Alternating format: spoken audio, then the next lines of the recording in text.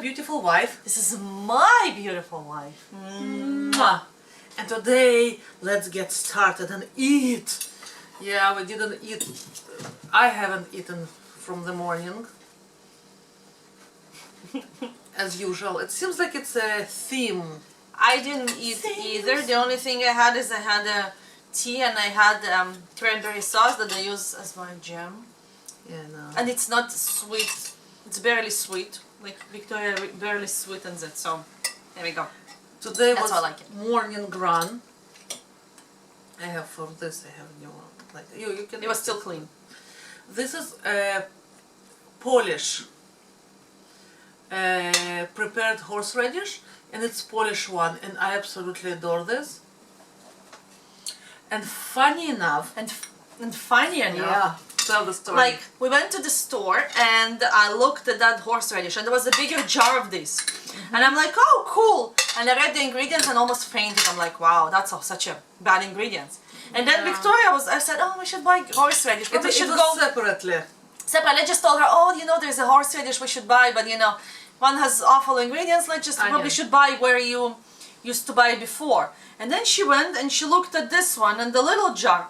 And she took it, and I'm like, why? Like she said, why you're taking? There is horrible ingredients in there. I said, no, there is absolutely okay ingredients in there. And apparently, and then I looked, and she showed me. I was like, well, yeah, and I brought the other jar. So apparently, this one is actually Polish, and the other one is Canadian.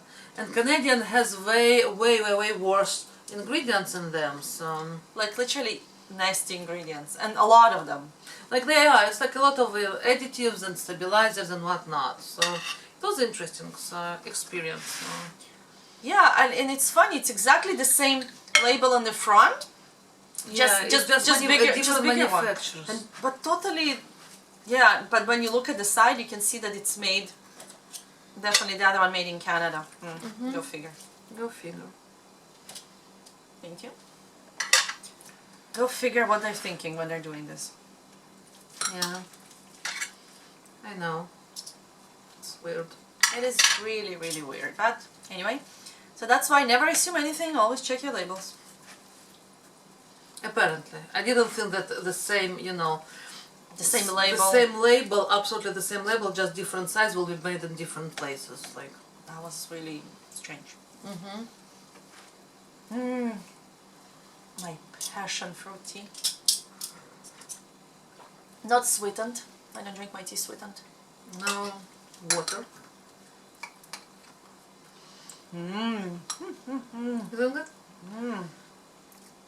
Okay, this is fantastic. You need to see how it looks. See? Oh. Yay! Yay! It's very good. And the horseradish, I love it. Yeah, I think it brings all of this, and it's quite spicy. It's not overly spicy. It's mild. It's still mild, even though it's written it's extra hot, but it's not. No. Definitely not extra hot for us.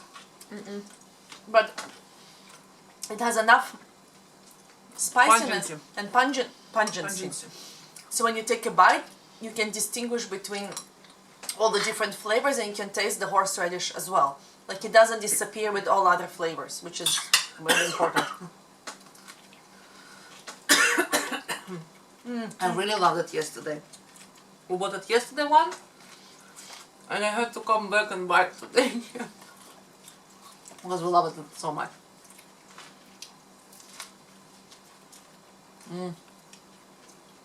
It's really good.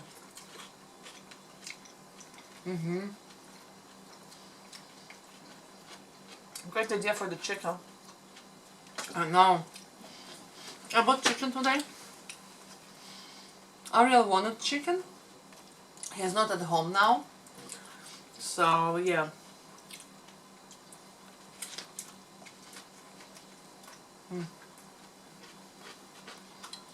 Victoria did a bunch of shopping. Costco. I did today Costco run. I did her favorite stuff. Cleaned the house. Oh. Then I had a nap. I have a night shift, so I'm like, okay, to make sure I have my nap today. Not that on any given day I don't want to have a nap, but I squeeze the nap. Yeah.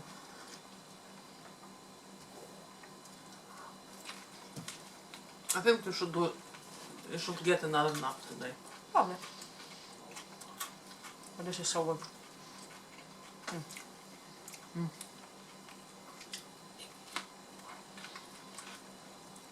I love it too.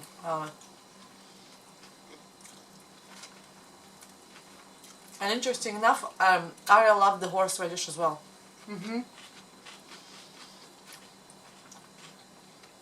This particular one is extremely good.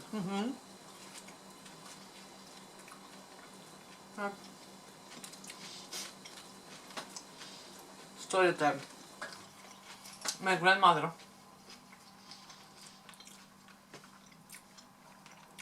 Eons ago. Yeah. Both of my grandmothers actually. Many eons ago. Made their own horseradish at home. And I remember as a child how much she was crying and grating the horseradish, because you need to remember we didn't have food processor or anything. It was made by hand. And it was killer horseradish, and she was crying, she couldn't breathe. She put something on her face.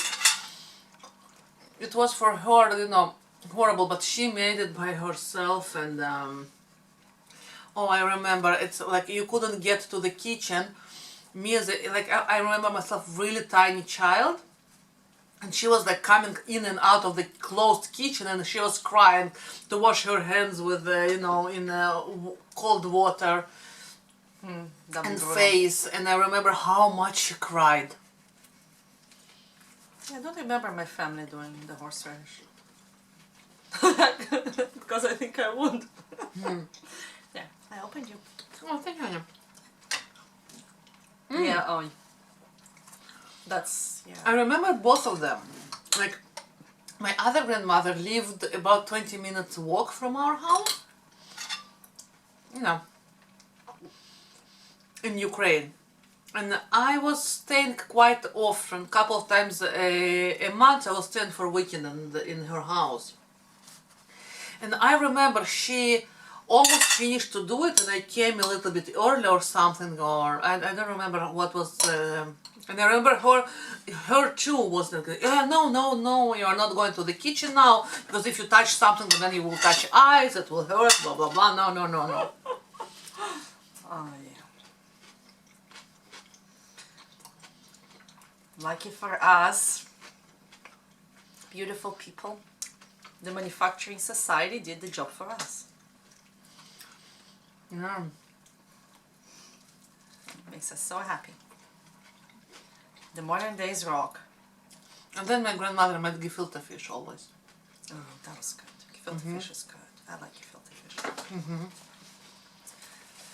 Nothing from the store compares to the real gefilte fish. Homemade, my grandmother gefilte fish. No.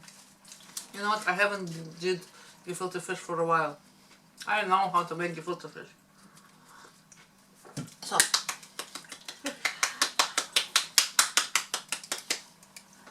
Okay. I know, yeah, I know. I even have recipe of gefilte fish on this channel. Chicken, please. Chicken.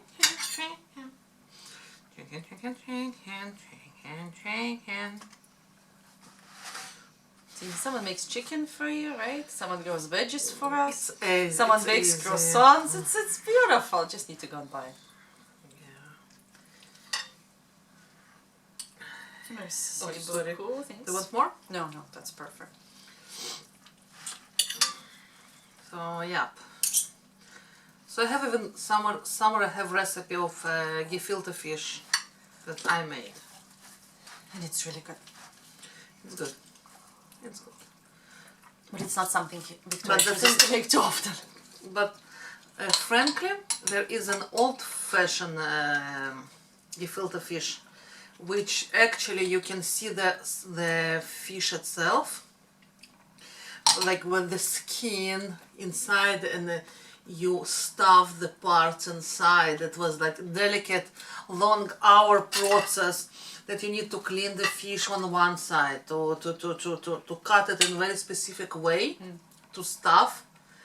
Because you want the fish? skin and the fish, and it looks like fish, not just fish patties. Oh. This is the original way, and my grandmother actually made this couple of times. Oh. Yeah. Wow. Then she stopped doing it, but. Oh well. But I remember her doing the right way.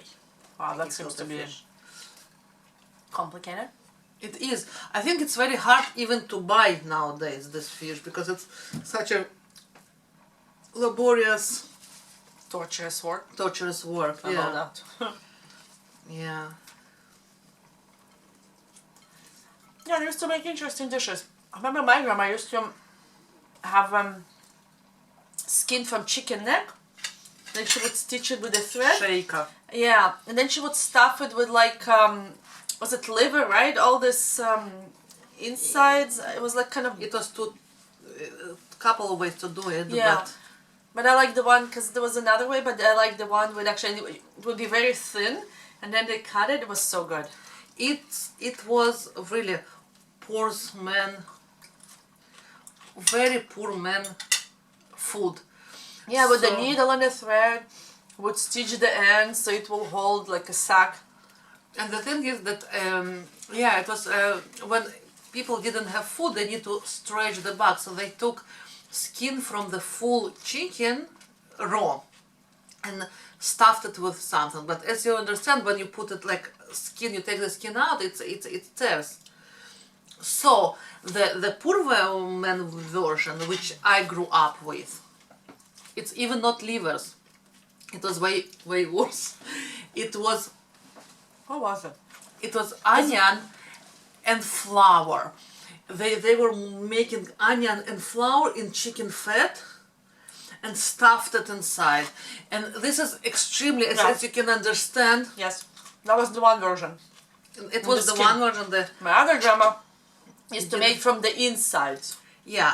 And Actually, I liked it less as a kid.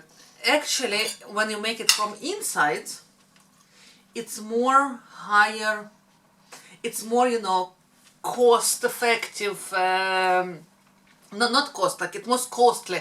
It's like for people who had more money, they made this way. And very poor people, I mean, yeah, hundreds of years ago, they made it with the flour and onion, which was the cheapest. I'm sure that's what was the first one with the actually stuffed neck. And they were like so small, like little medallions. It depends how they do it. If it's just a stuffed neck, actually, yeah. the best, it was from goose fat, goose skin. My grandmother sometimes did it. The childhood food. It was a holiday food. It was a holiday food because it's such a laborious. Torturous.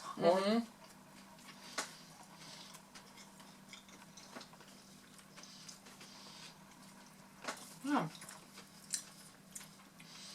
So basically, when we were born, it was still USSR. So there were not a lot of food and a lot of variety of food. So yeah, it was. People got creative. People got creative.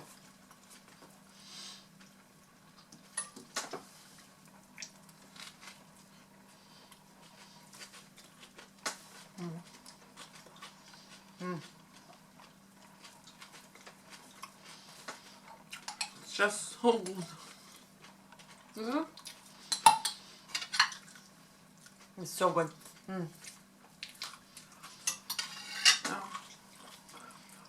Yum, yum, yum. But those recipes of the past, I think nowadays they are part of the bizarre food and travel experiences. Yeah, I wouldn't mind to eat them again. I guess it requires going To Ukraine. to Ukraine or into the villages where the real people live, Not or a fancy restaurant. not fancy. In throughout Ukraine and They still do it? Russia, they have those fast food, they call it, but it's more like you go in stolowy, like you go in there and you choose which dish you want. Usually it's couple types of borscht, beef tongue sliced, and But do you sometimes think they'll have the neck? sometimes you can find those old-fashioned Russian food in those That'll be cool. restaurants type, and it's not too pricey. Like it's for people, you know, for lunches. Yeah. I don't know. Going back to Russia, Ukraine sounds bizarre. Been so long ago. And by them being so gay friendly, makes the things a little bit more complicated. Yeah. They're bringing a child with us. Makes it even more complicated.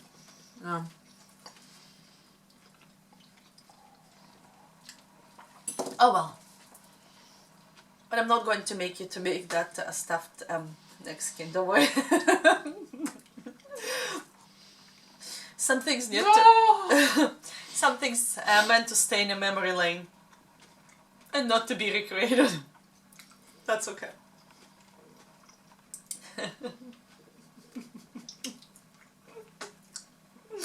No. And I am not going to take this labor on myself as well. No thanks. I'll pass. I'm sure I can stitch with a needle and a thread skin, but I don't want to do that. No. I'll pass.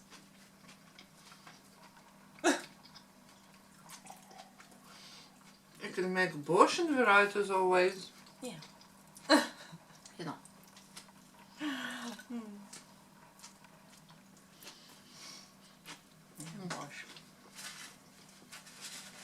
Yeah. In at least 3 ways. Is green being one of them? Yeah. Actually, in my family, they used to make red borscht with meat. In yours? In my family too sometimes. Because It's you just usually me. make... Oh, that's you. Okay. That's just you.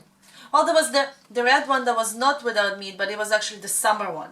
It was normally cold. It was type of... But it was red. It's not true. I would make, yeah. As a child, I didn't like it with chicken. Only with Chicken? beef. Who made it with chicken? Some people do. Oh. No, it was bones. Those beautiful meaty bones. Ah, you got the chicken. Oh, sorry, that was No, not. sometimes I got the beef. Like but chicken overcooked in borscht is just, it's not it. actually, I can't imagine. Ariel absolutely loves it. He doesn't have the good standards of on Russian cuisine that we grew up with. But he doesn't like squishy bones, like all these connective tissues that are on the bones. And I don't know, as far as I remember myself, I loved all this connective tissue. That's actually my top favorite. I love all this bone marrow and all this stuff. I just love it. Yeah. I think we will finish for today. It was very good. And yeah, this is our bizarre food childhood edition. So yeah. On the tip of the fork. Oh yeah. So thank you so very much for being with us. And don't please forget- subscribe, write us a comment, thumbs up, us and cheers, love live in and life. life. And remember, go towards your joy and do something fun every day. And we'll see you tomorrow. Bye!